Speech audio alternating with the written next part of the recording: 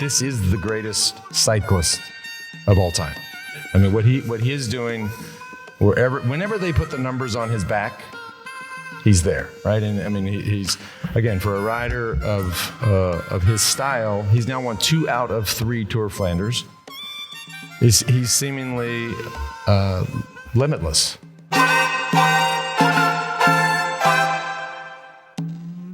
All right, everybody, welcome back to the Move podcast, talking about the 2025 Tour of Flanders. Spoiler alert. The result is very similar to what we talk about all the time. We are actually sitting here in front of a live audience in Austin, Texas. Thank you. Yep. Yeah, we do. Right here at Mellow Johnny's at our new-ish location. If y'all been to Austin and been to Mellow Johnny's before, you're probably used to the old location. We've now moved not far away, just a matter of blocks. And of course, right out the doors is the Cap 10K that's going on. I think thousands of runners, so it was a little bit of a hassle to get down here. But anyways, I'm Lance Armstrong. To my left, joined by Sir Bradley Wiggins. Bradley, thank you for being here. Thank you. Yeah. And over to his left, Mr. George Hincapie, the man who actually is better suited to talk about the Tour of Flanders than we are. But what a hell of a day. Tadej Pogačar just, I mean, honestly, like every time I get asked about him so much and we talk about him so much on this show, you just kind of, you just shake your head in disbelief. I mean, he's just that good. And he is just that special, and we can even spend, I think, part of this show talking about what we expect next week, right? For a rider of his caliber, and especially his size, to take on the Tour of Flanders. I have done the race 17 times, but I didn't know this up until this morning. Subtle flex. Subtle fact, little unknown fact. Maybe you guys know. I didn't. Bradley Wiggins grew up in Belgium, speaks fluent Flemish. And he knows all the climbs. I mean, he was rattling them out today, perhaps a lot better than I do. So I had no idea. Yeah, but I mean, aside from doing what I did on the bike, had I not done that, I was still a pervert of the sport. Yeah. You know, and I was fanatical about it. Oh, yeah. And my first Tour of Flanders I watched was 1994 when Buño, Schmiel, Ballerini, Museau in that breakaway. You rode it 22nd in 2010. I believe you. I don't remember, but I believe you. My dream was to win Tour of Flanders one day, and it never happened because I wasn't suited. Well, I missed my years riding the Tour. But my best years in Flanders came towards the end of my career. What was your best place? I was 20th in 2014, and I was 20th in 2003. So I had that gap in between. Okay. Yeah. All right, we're going to get into all the action. Before we do, today's show we're brought to you by Ventum. You can see right here in front of us for those that are here. That is actually my new Ventum GS1. I love this thing. Rode it on the ride yesterday. Of course, the conditions probably suited that bike better than my NS1. Have you seen my one? And your Ventum, the custom paint job, of course, it has a lot of gold on it. I don't know where it is. It's around here somewhere. Dia and his whole crew. Dia is here as well somewhere. I saw the hair. I spotted the hair somewhere. Me too. Walking around in the back. Folks, can't miss that hair. Welcome to the party.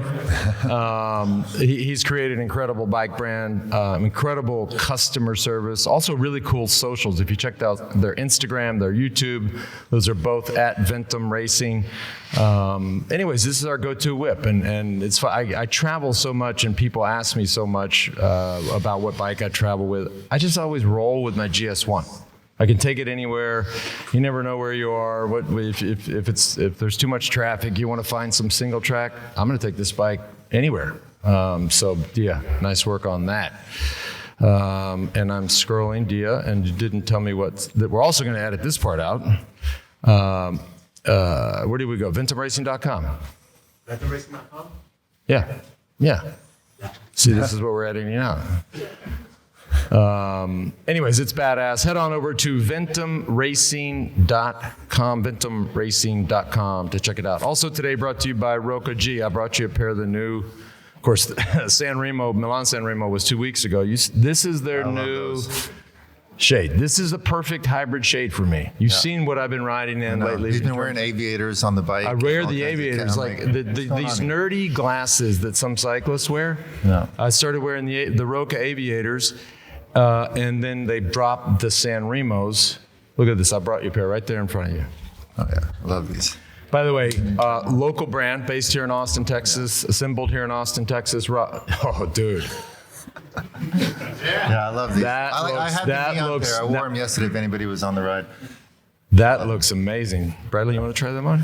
I can't. I'm actually sponsored by Ecoy. Okay, cool. Which is another one of our partners. Yeah, exactly. Yeah, they do glasses as well. Their website. Yep, unbelievably lightweight. You literally forget you're wearing them. They are, and they do have the best optics on the market.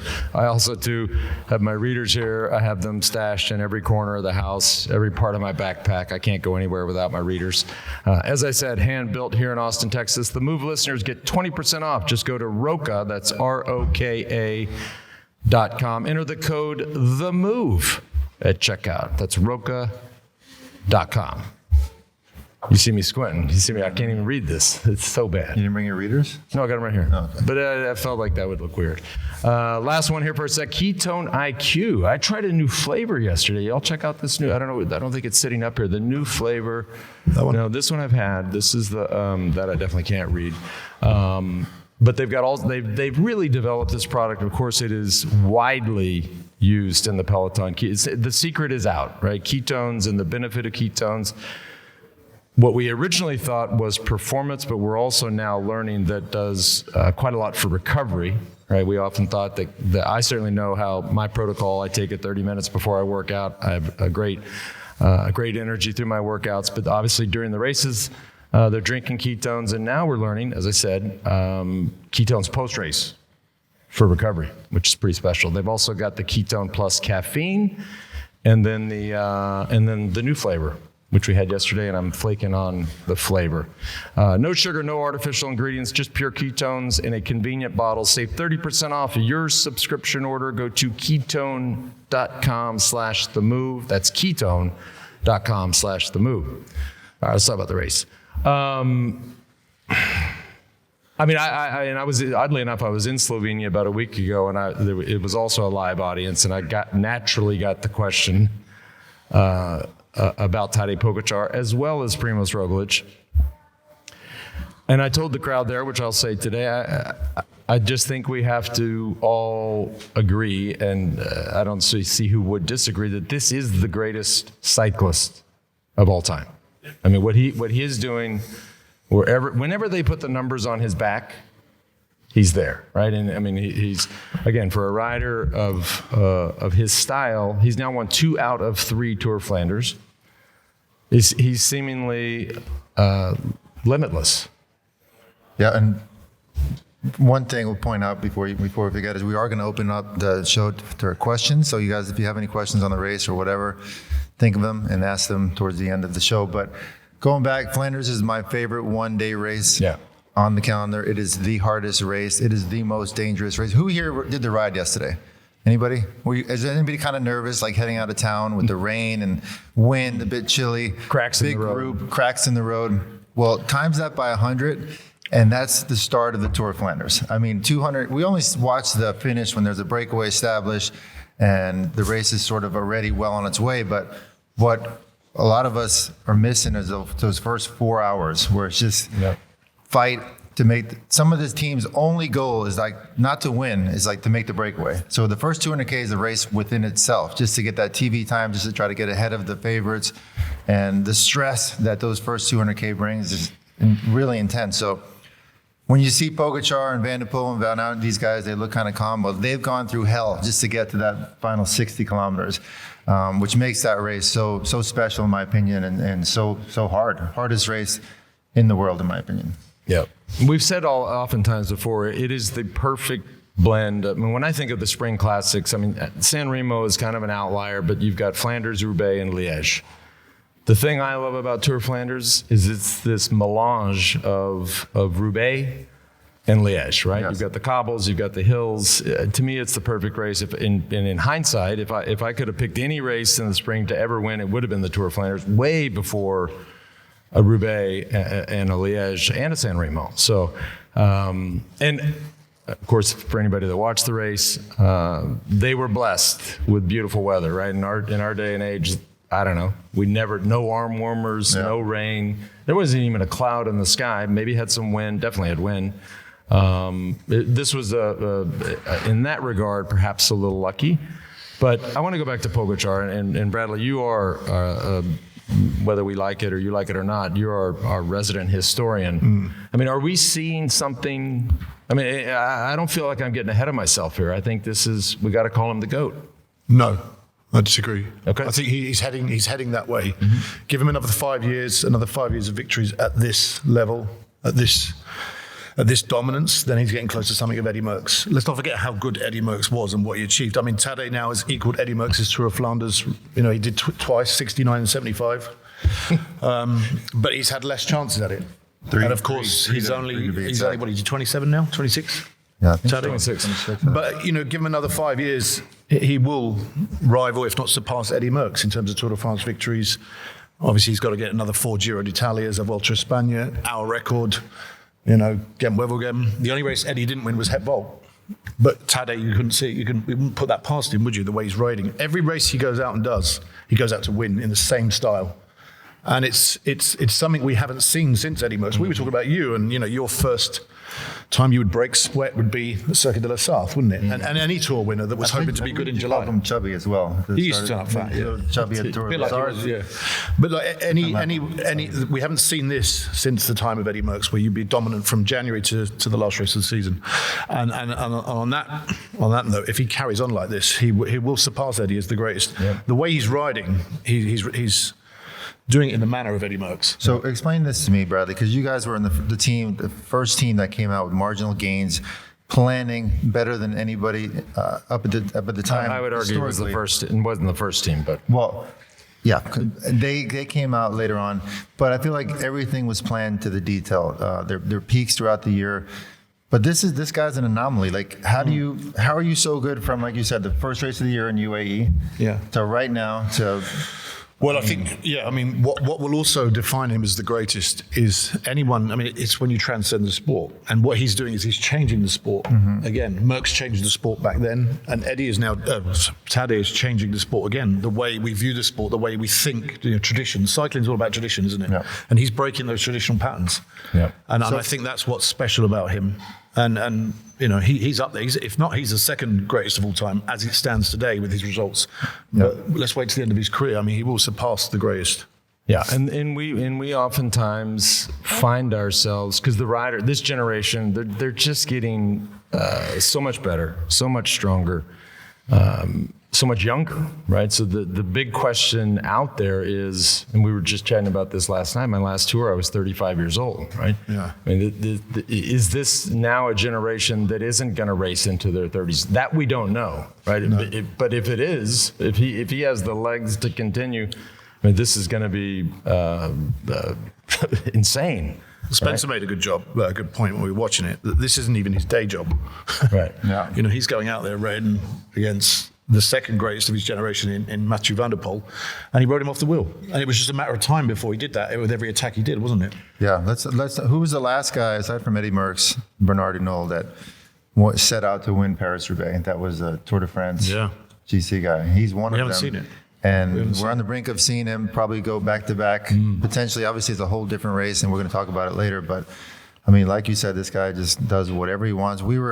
Johan and I were at Flanders, last year or 2 years ago, and we spoke to his director, and he's like, he shows up to every race, whether it's Ruta del Sol, which nobody cares about, or the Tour of Flanders, and he's like, I want to win. And I tell my guy, he tells his guys, like, I want to win. The director's like, well, why don't we just, take it easy on this race and try to train? He's like, nope, I want to win. So his mentality is something we've never seen before. And I think the thing which can always stand out in a race like Tour of Flanders is, especially when the weather is bad and the elements come into play, you have things happen, whether it's mechanicals, flats, crashes, that affect the race. We didn't have it. Yes, Vanderpool hit the deck, seemingly got back on fairly quickly. Of course, that always takes energy. But, this was a race that they were all there. Nobody had any excuses. And in fact, Mads Pedersen was pretty clear in his post-race interview. He just kind of shrugged and said, look, he just rode away, fair and square, which is the way you want it to play out, right? This is a different world, right? If Vanderpool doesn't get up or gets back up and it's just not the same. He looked fine. right? They were all there. These were the big. Ganna was there for a hot second, right? He was in the break and looked like he was going to be able to stay there. This is a repeat of Milan-San Remo. These are the Galácticos. We're all here. Let's go. And it didn't matter. He just did what he wanted. Yeah, against when it's Vanderpool head to head with Pogačar, it might not look like much, but that crash, that adds extra stress. Having to work your way back up to the front. Yes, he makes it look easy. He had to stop and get back on his race back, which you talked about. Spare bike can be as dialed in as possible, but like Never Bradley mentioned, it's never exactly the same. So we saw him stop again, which I can assure you, with 80 kilometers to go in Tour of Flanders, the level is so high. They're going so fast, the stress is so high. Just stopping for 10 seconds to change a bike is a massive deal. So It's a funny one, that, isn't it? That your spare bike is never the same. Never the same. No matter how many times they ask you to go and ride it and check it out and make sure it's never the same. Never the same. Yeah. You know it. I mean, you just cannot dial it. And that's what people were asking. Why did he change back to his race bike? Because that's the one that is the most comfortable. Yep. They were talking on the coverage that was this a planned stop, and I don't know what they meant by that, but I think it was planned to get back on. I mean, they obviously had to check it over and maybe make some adjustments or something like some that. fixes. It's probably more of like, well, if we see an opportunity for you to get back on your race bike, 100%. he'd probably be like, I want to do that. So they're on a sort of non-technical road, maybe a headwind for 5K. They know exactly where they're going next. Okay, now this is the time. If we're going to do it, there's no other time than now. So they probably planned that, but still not ideal by any means. Yeah, and we do talk about this at least in the last handful of years with Tour of Flanders, and you see this when you watch the race. I mean, this is, and we talk a lot about tradition and the history of cycling. In the old days, the organizers of the Tour of Flanders is like, oh yeah, we'll go over there and we'll hit the Quermont. Oh yeah, then we'll go over here and we'll hit the Bosberg. Oh, and then we'll go hit the Paris-Roubaix. All these things, right? Wouter and this new organization that has bought up Tour of Flanders and really built a whole series of races, I think is revolutionizing modern cycling from a spectator standpoint. You watch the race and you see just that atmosphere on the Quermont. Boy, that's hot. Like I don't really care to go to any bike races ever. I've been there. I can assure you. Yeah, but I watch that and I'm like, yeah. Whoa. That whole area is now for sale, isn't it? You have to pay to watch on the Quermont. I believe that. Yeah, it's great. And a lot of people don't understand the Tour of Flanders. In the last, essentially 100 miles of the race, they're within a 25-mile radius. Yeah. I mean, they're just doing little loops amongst loops, and it's very easy for spectators. I mean, there's millions of spectators on the side of the road, and so, like you said, the organizer has really revolutionized the spectator aspect of the race. Totally agree. Shout out to Mads Pedersen, hung in there. And also an honorable mention, Jasper Stuyven, who's really, who came up really, if we go back to the history of not just the shop Mellow Johnny's, we sponsored a development team with Livestrong many years ago, tried to identify a bunch of great young riders. Jasper Stuyven was on that team. Taylor Phinney was on that team. But it's always great. Won a San Remo a few years ago. It's always cool to see some of our alum going through. Not only that, hometown race for him. I mean, it doesn't get any bigger than that. So for him to be in the final move, helping his teammate out, I mean, huge result for that team. Also, massive shout out for Wout van Aert. I mean, he was there. Yeah. He wasn't scared. He attacked the titans of the sport right before the Quermont, tried to get a little gap, and we thought, okay, he's done, but he ended up, having a nice steady pace of the Quermont, past Vanderpool, and I was really excited to see him back at the top of his game. Yeah. Keep in mind, too, I mean, we touched on at the beginning, said it's the fastest Flanders in history. There's a lot of things that go into that. The conditions certainly help. Lack of crashes certainly help. This race is 170 miles. Under 6 hours. Under 6 hours. I mean, I'm out. Like, no thank you. That about 170 miles over that terrain with the nerves. And so Tadej finished in 5 hours and 58 minutes. I thought I was seeing things. Yeah. We haven't really touched upon, I mean, they're racing faster, they're going faster, they're breaking all these KOMs. The equipment is a lot different. Yeah. I mean, I can assure you, riding the stuff we rode back in the day, 25 mil tires, 28 max. I don't even know if we had those. Now they're on 30 mil tires, sometimes even bigger, a lot less air pressure. You roll over those cobbles a lot smoother, but it's still as hard as it can get, for sure. Johan sent us a note this morning. Vanderpool rode 30 mil tires and ran about 60 PSI. Yeah. So that's... It's a big difference. I mean, even on the Koppenberg, I did it 2 years ago. It was pouring rain, and I did the fun ride the day before Tour of Flanders. 15,000 people do it. So it's just walls of cyclists all day long. And we hit the Koppenberg on a wet road, and I'm sort of navigating my way through this bunch of riders, which with our old school equipment, you're not making it. You're walking. But with 30 mil tires, low air pressure, you're actually like, oh, I can actually make it up this without much problem. So it's a big difference nowadays. Yeah. Spencer also sent us a note. 17 of the last 21 major one-day races, so monuments, Olympics, and World Championships, 17 out of the last 21 have been won solo. Yeah. Which is also, I mean, you see that, right? And we talked about it as the race was unfolding. Now, we I think, all thought that those four behind, all with their own interests and certainly were interested in chasing him down, just couldn't. You see that a lot, right? Where the guy gets the jump, whether it's a lucky jump or a good jump, and they can't get organized. But today they just couldn't get together. But 17 of the last 21 solo. Yeah, I mean, I think they got it together. They just had nothing left compared to Pogačar. He just rolled away from him. I had a question as I was watching, because you were talking about, and this you're gonna have thoughts on this, Bradley. But I tell you what, you did not see today, which you see every year for the last 40 years you see in this race, and that is some presence from a Patrick Lefevre team. Where was Quickstep? Yeah, you're right. Where's the Wolfpack? Have we starved the Wolfpack? Nowhere. They weren't even in the breakaway. You're right. I don't even think I saw them on TV. This is their race. Yeah.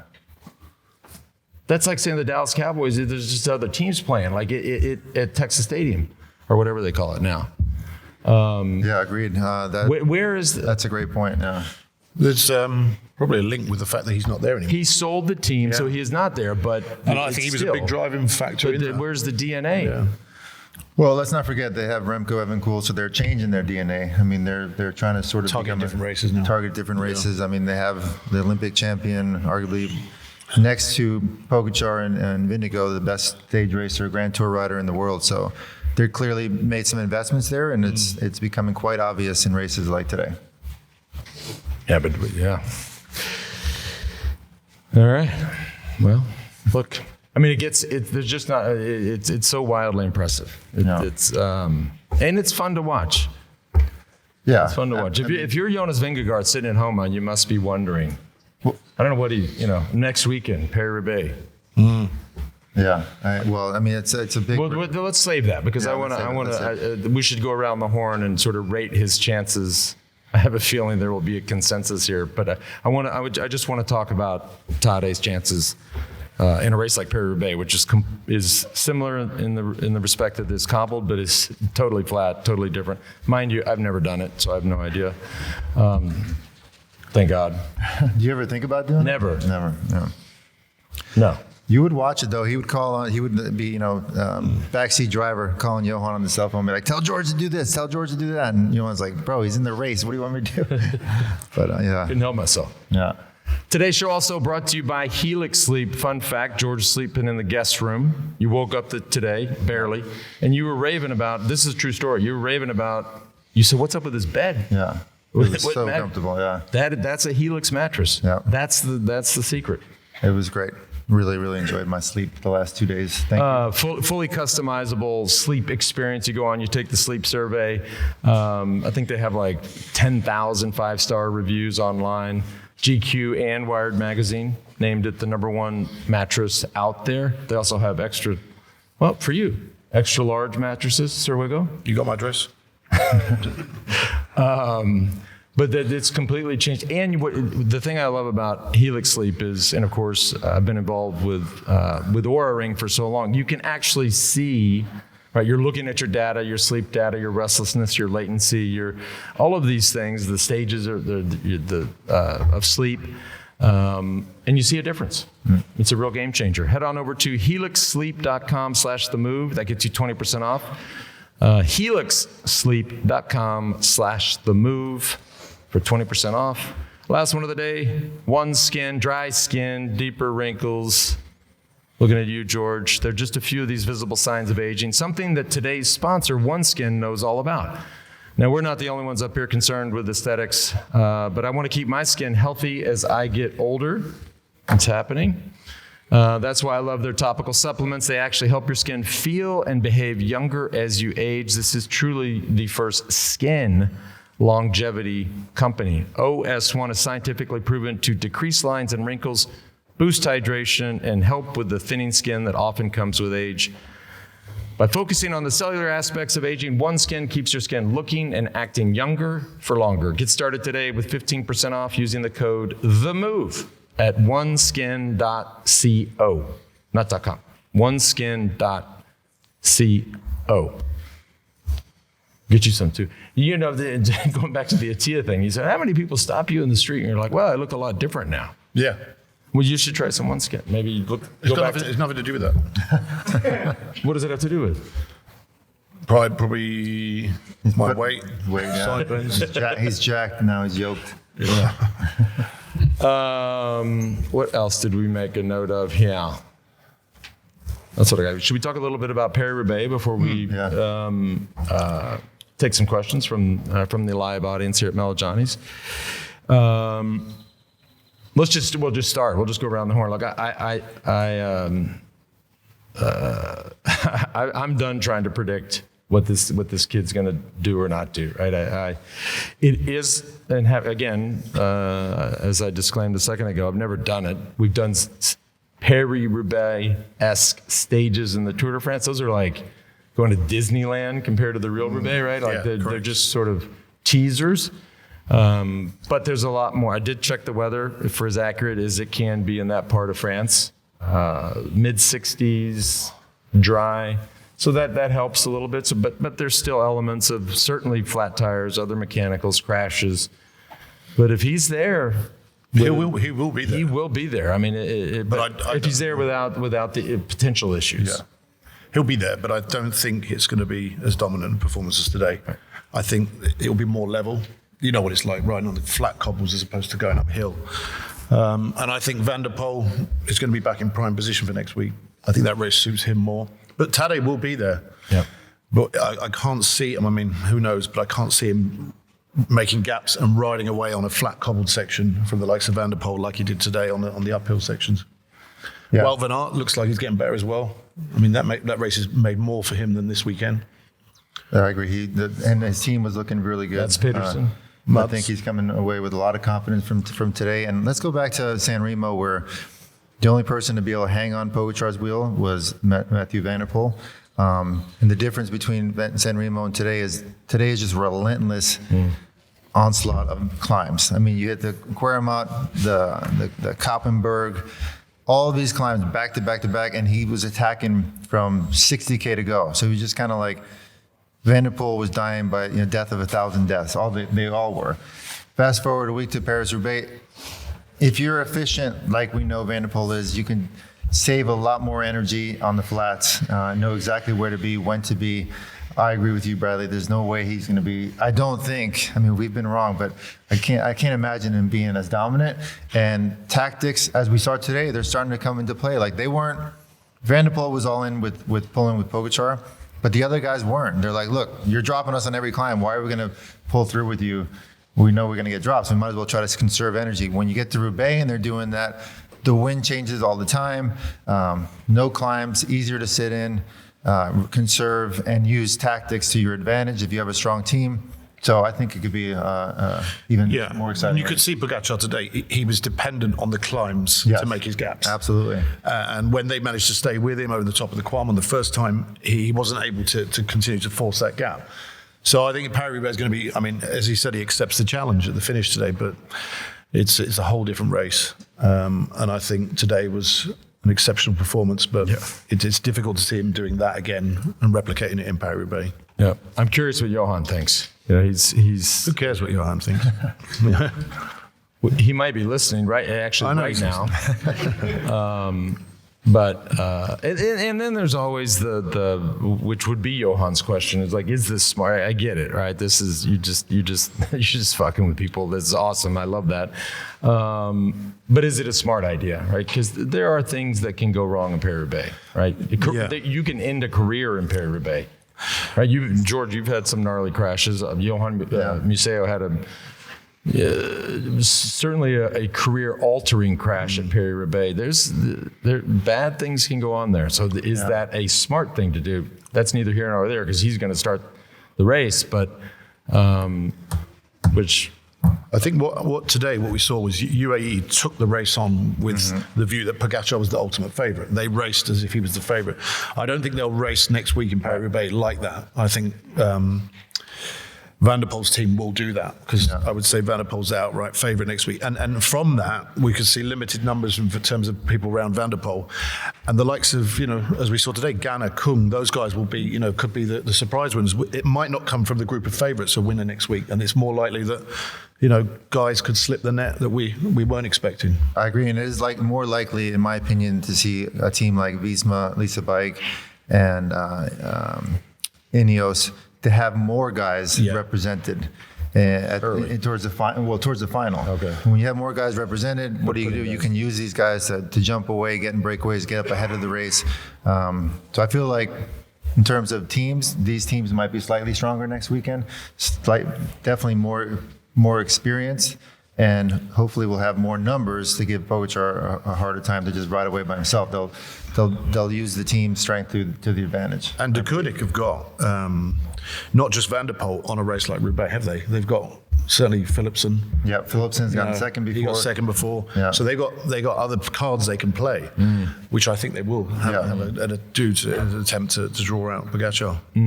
Before we take questions from the audience here, and I meant to say this at the top of the show, as we did wake up this morning, which was really cool. Not that we woke up. We knew we were waking up. But George got a phone call that his son Enzo won his first race in Europe. Yeah, you see that? Thank you. We've been hyping this kid. For a long time I was like, it just makes George feel good. I don't know if he's any good. That's a joke. I know he's good, but this is the first. I mean, to win your first race in Europe, first UCI race, in Europe. Yeah.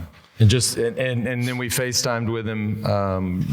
He must have been 5 minutes after the finish. His play-by-play of the race. It was just classic Enzo. Yeah. So I woke up at 4 a.m, looked at my phone. It's from my son Enzo. He's like, "Dad, it's snowing." And I was like, "Oh!" I put the phone away. I'm like, "Okay, good luck with that." And then the second text was I got a text from a team guy. He's like, "Congratulations." I'm like, "For what?" He's like, "Enzo just won." So that's how I found out. So that's how our morning started. It was really exciting.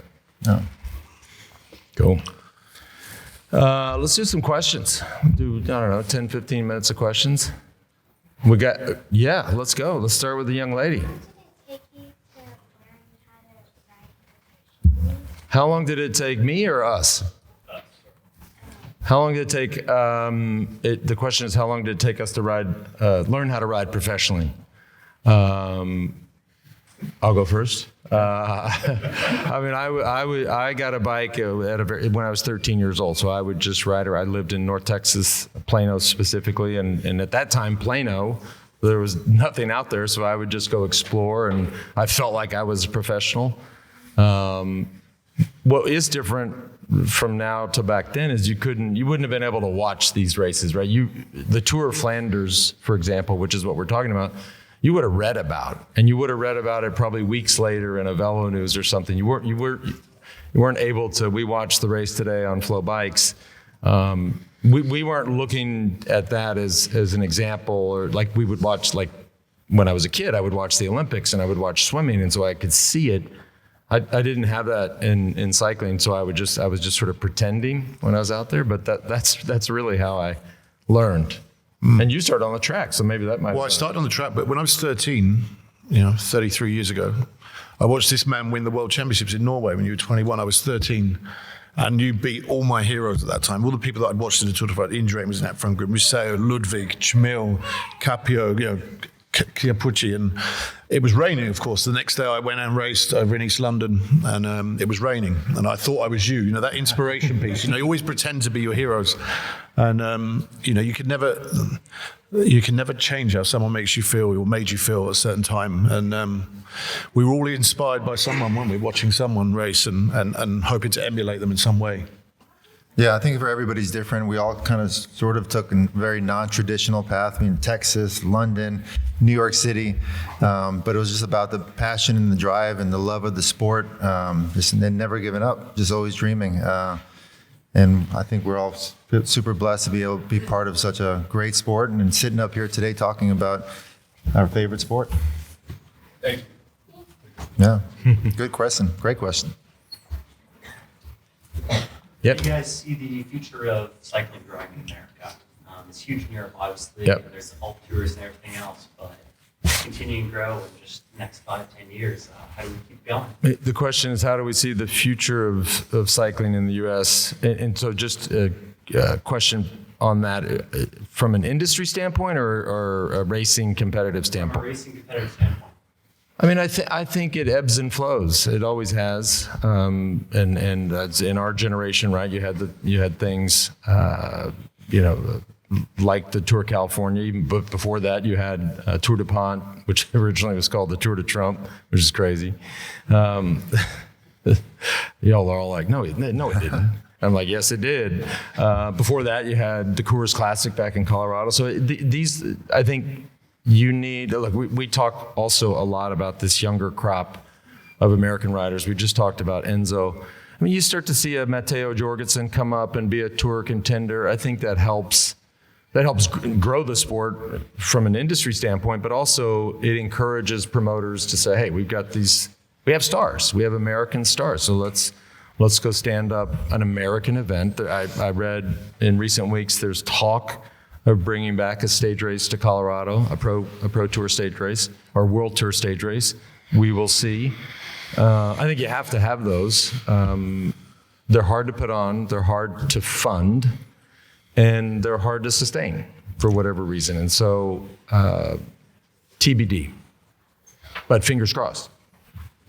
Yeah, we have a great sort of talent pool of American cyclists now. I mean, they're scattered all over the world tour, but we have 5-6 guys that are making a real impact in the sport and are continuing to get better and better. So that's certainly going to help grow the sport here in the U.S. Yeah, and by the way, the stage or the race that Enzo won the stage today was won by an American. Yeah. Right. So these are some of the best juniors in the world. Zoe wins the stage. Michael Berry's son wins the GC. Yep. So it's coming. I mean, I think if you look, we will have another tour winner. I don't know when, if that's in 10 or 20 or 30 years from now, but this country knows one bike race. I mean, they just, for better or worse, that's the one that they know and they pay attention to. So it obviously is better if we have an American presence. Look, I mean, there's years, in recent years, where we had 3 Americans, 3 at the Tour de France. That's hard to build competitive events in the U.S. if you're fielding 3 Americans at the Tour and there's 9 Australians, for example. So, but we'll get there. Yep. Speaking of Americans and Jason Powell's recent win, Yep. and I know EF is your favorite team. What do you think about his chances at Roubaix? Can he podium? Or no? I'm going to defer. I'd say Powless is more of a climber, sort of classics guy. Like you saw he won last week, which is a very cagey victory. Super cagey. But I think he needs those hills, and I'm not even sure he's doing it. I think they would probably try to save him for Liège and races like that. But he's a incredible scrapper. talent. Yeah, I mean, he's no doubt he can do a good race, but I don't even know if they're sending him. No. Yep. What did you guys think about Wout attacking with 2 teammates coming up 10 seconds back before the climb, and then he essentially he helped create the counterattack for his opponent and these 2 teammates in the win? Was that Wout just thinking, still wanting to win and not really thinking this is 160 plus miles, I need to be a little more cagey? What are your thoughts on that? As I see Wiggles' wheels spinning. Yeah. No, I think in that last Repeat 30th the question. Yeah. You wanna Repeat the question. You repeat the question. The question was, what was our thoughts on Wout van Aert attacking at the bottom of the Quermount when his teammates were just 10 seconds behind coming back? Yeah. I think in the latter stages of the race, it's Yeah. a lot of time tactics go out the window. It was clear the fact that his two teammates had been dropped, that they were on their last legs. And we were watching it saying these guys have got nothing left. And it becomes just a slog to the finish at that point. And you could see everyone was on their last legs. And Wout, if anything, was it an attack or did he just keep that momentum rolling? Because one thing with the Quermount is you don't want it to ease up too much before you hit that climb because it makes it even harder. You want to carry as much speed onto the cobbled section because you go from tarmac road to cobbles and the speed just drops off dramatically. And those guys are already sort of on their last legs. So I think it was more a case of him just keeping the momentum going than attacking, really. If anything, it would assist those two guys from behind in coming back. But I wouldn't say it teed up Tadej to attack. Tadej was going to attack whatever, whether they were doing a track stand going onto the climb or whether they were doing it 40k an hour. So I don't think it made a great deal of difference to the overall result of the race. I think it was just a case of every man for themselves at that point. Yeah, and it speaks to the difficultness of the race. I mean, yes, typically you'd want to wait for your teammates and think strength in numbers, but like Bradley said, these guys were on their last match. They were together at one point chasing, and it's just everybody was giving everything they had. So it was just essentially survival mode. And I was actually very impressed that Wout, took the race in his hands and went for it, which I think is going to speak to a lot in his confidence going into next weekend. The team was good. There were, a lot of guys were still up there, and I think they did everything they could possibly do today, and the outcome would have remained the same. Obviously, we live in a world of athletic specialization, not just in cycling, but in all sports. Given Tadej's versatility and with an hour record holder and a presence, is there a window of time that starts to narrow in his capability to achieve something like that, given all his other pursuits? So the question is basically is with the hour record, or do you think the hour record is on his radar? I don't think it is. I don't think it adds anything to his greatness. One of the things with the hour record is you don't get anything for it other than the prestige of holding the hour record, and it's great for the bike companies that get involved in terms of producing the best bike and the best equipment. But from what else he could possibly do in the sport, I think the hour record is actually just something that gets in the way. So no, unfortunately, I don't think that's on his radar at the moment. I think there are other races that will add to his overall greatness at the end of his career, other than the hour record. I don't think you need the hour record anymore to. I don't think it's the one thing that can be missing at the end of your career. I found we had a great conversation the other night, and like you said, we have former hour record holder right here amongst in our presence. And Bradley, speak to the audience and our viewers how extremely hard the hour record is mentally and physically. How much every piece of your body must hurt. I mean, it's a sustained effort for an hour. So obviously the first, it's not like a road time trial where you've got so many variables and things that, corners to break the ride up, certain bits of wind that can affect the course. You've got to ride a black line around a track for 1 hour. With the stadium full of people. The black line is 250 meters round. That's how it's measured. You've got 6 inches under the black line, which you can cut the corner each time. So, every time you go under the black line, it shortens the distance of each lap. But the people don't realize with the velodrome is your speed traces, if you were to look at a speed trace over an hour, you're constantly doing that.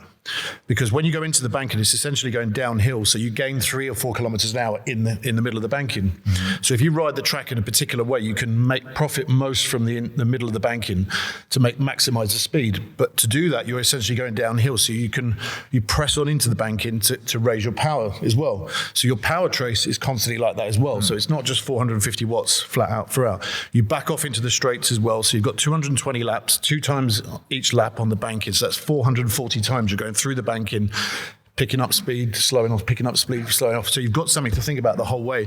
You've got to contend with the crowd that are in there. The only way you can get any reference to how you're going, you can't have a speed box in front of you, you can't have power. So you've got your coach on the inside of the track who takes the stopwatch on the previous lap. And if your lap splits are 14.6, he will walk one step towards you, which denotes 1/10 of a second, and one step away from you, which denotes 1/10 of a second. So if you're on 14.5 lap splits and he walks one step towards you when you come around for the previous lap, you're on 14.6. So you've got to up the speed a little bit, and you've got to keep him on that line for 1 hour. So there's so much going on that occupies your concentration. Right. So it's not just a case of riding around thinking, okay, how long have I got to go? I've got 40 minutes left. And the time drags at times, it goes fast at times, and you're hallucinating the last, 7-8 minutes. Yeah. And it's quite a feat, which is what deters lots of people from going for the hour record, because they go away, they look at what are the numbers, what are the speeds I have to ride, they get a track, they do a 10-minute effort to see what that feels like, and most of the time at that point they put the hour record on the back burner because they think, I've got to do that for an hour. Yeah. And the thing with the hour record is there's no second place. You either do it or you fail. So, well, I don't know about y'all. But I could have just listened to that for an hour. Yeah, I know. That was sick. Anybody have any more hour record questions? I feel like, damn. That's why I'm here. Yeah. In the next, say, 10, 20 years, which do you think will make the biggest difference to the speed of cycling? That's a good question. The nutrition, yep. Or the training methods that people use? That's a good question. That's a great question. The question was, what will make the biggest difference to the speed of the sport, the bikes, the technology around the bikes, the nutrition, and the training? It's fun. When I think back to sort of my tour in 12, you retired in 12, didn't you? In 12, yeah. Did we think, someone asked me the other day, did we think when we were at 2012 the sport would be where it is today in terms of how they're racing? It would have been unimaginable, wouldn't it? Totally unimaginable. And so to think where it will be in another 15 years' time and how they'll be racing, I can only see it going backwards in some ways because they can't keep this momentum up. What do you think, Lance? I don't think a lot about it, to be honest with you. But look, I think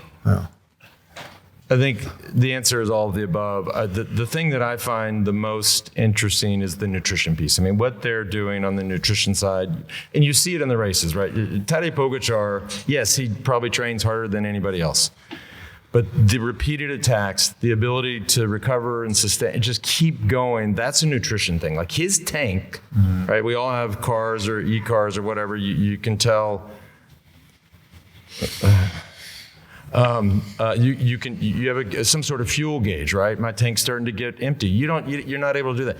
These guys are packing in, guys and gals are packing in 80 to 120 grams of carbohydrates an hour.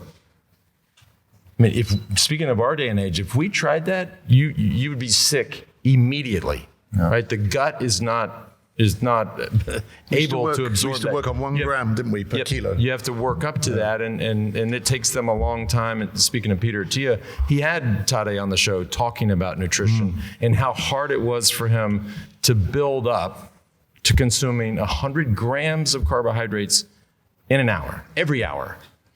So they have so much fuel. Now, on top of that, yes, the bike and especially the wheels, the tires, the tire pressure has really changed, and the training's changed. But that fueling piece, that's why you see what you see. Look at him at the end. 4 of the best guys in the world chasing him. His tank was full, into the headwind.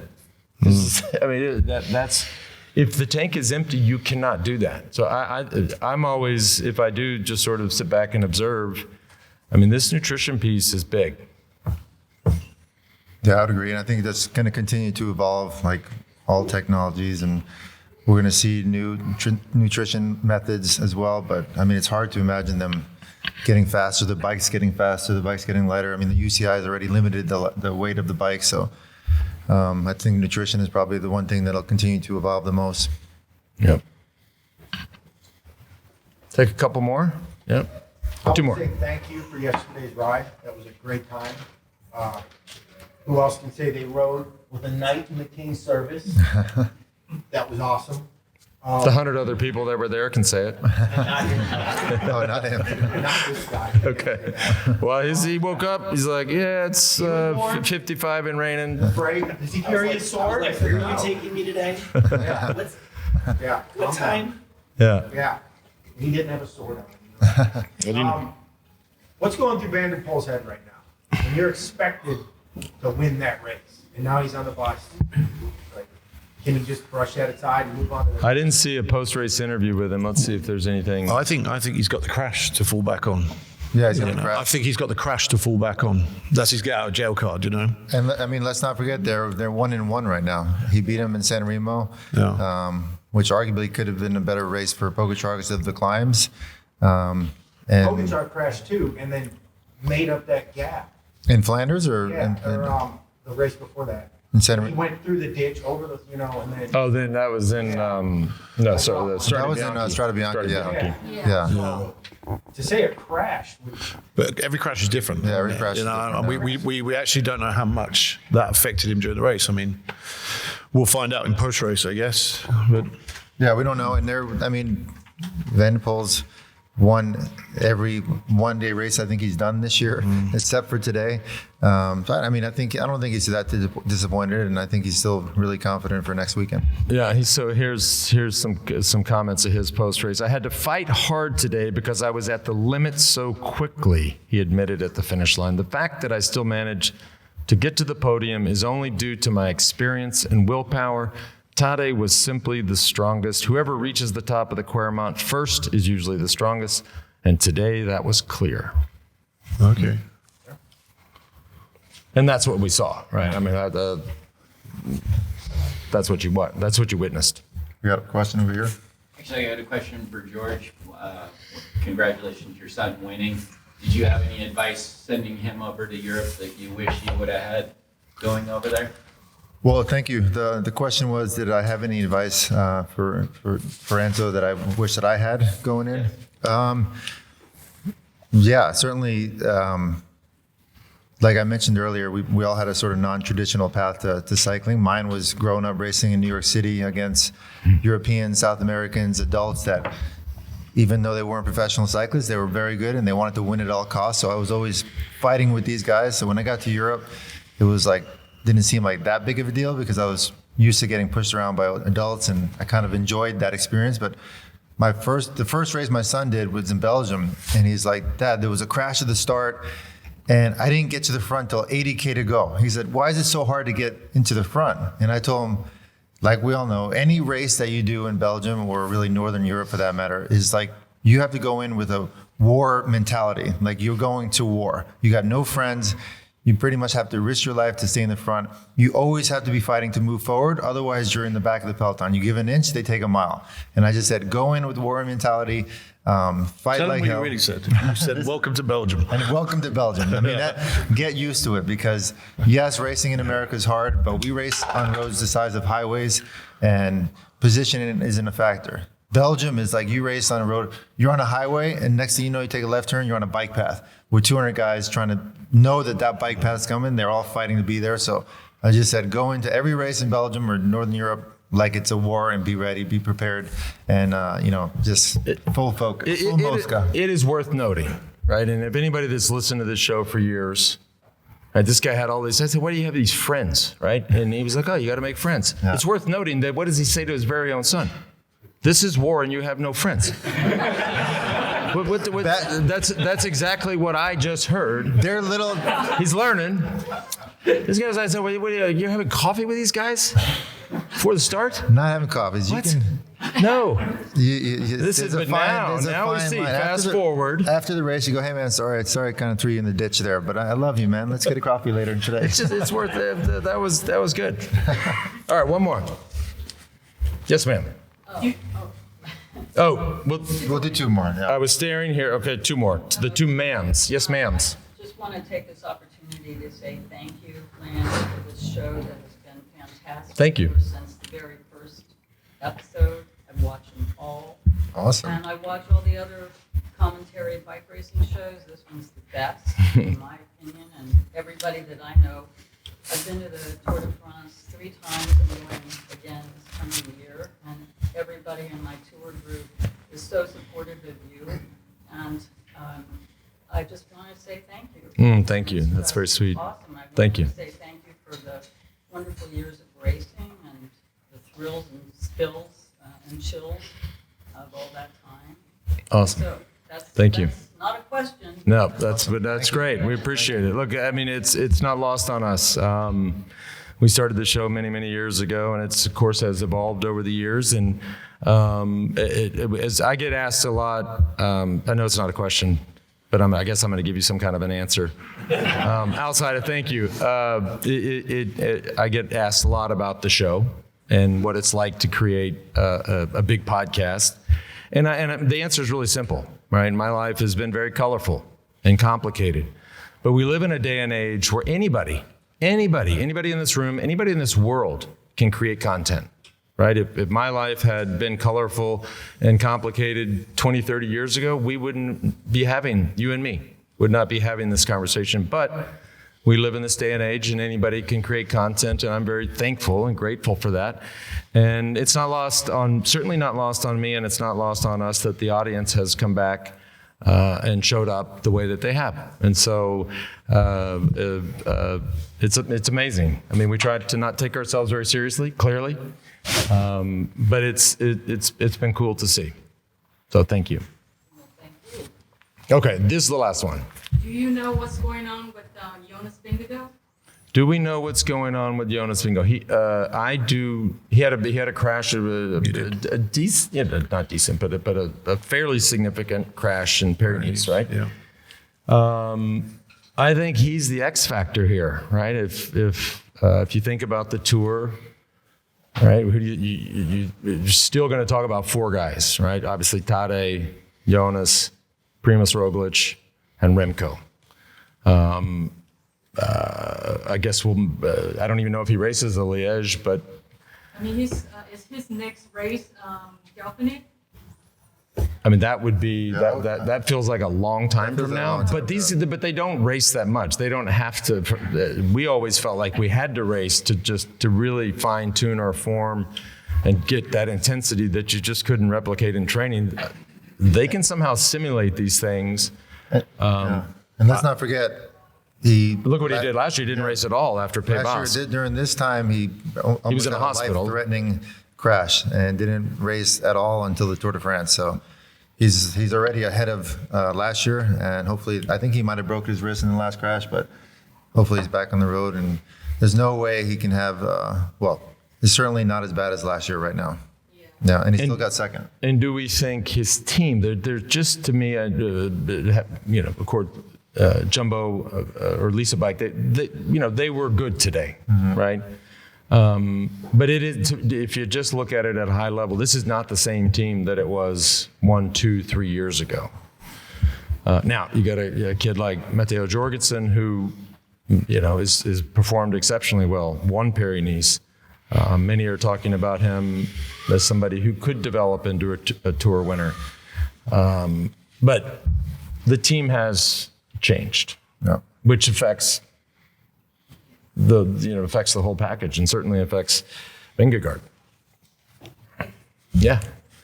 All right, everybody. Thanks for coming down. Thanks for tuning in. If you're not here, many of you are not here, but we will see you in a week's time. Yeah. You're going to be over there. You're going to see Zoe race? Yeah, my son's racing the junior. But you're going to be at Paris-Roubaix? I'm going to watch the Powless finish. Yeah. So it should be fun. That's where you're going to see him in the douches. In the douches, exactly. This weird former pro walking around the showers. That's that would be a podcast. Yeah. Anyways, thanks for tuning in, everybody. Thanks for coming out. Thank you.